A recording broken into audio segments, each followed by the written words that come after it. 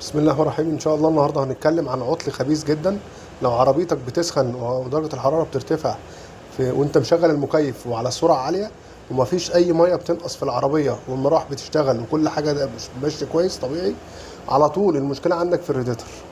بص الراديتور ده مسدود، الراديتور هنا مسدود، في نص مسدود خالص والنص التاني بيمشي في الميه.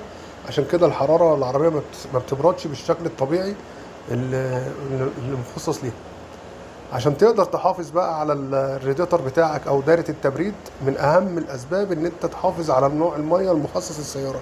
اذا كانت السياره بتاخد ميه حمراء فحط لها ميه حمراء، واذا كانت بتاخد ميه خضراء برضك نفس القصه حط لها ميه خضراء عشان تقدر تحافظ عليها وتمشي الموضوع بشكل طبيعي معاك. لو كان عجبك الفيديو ما تنساش تعمل لايك واشتراك في القناه.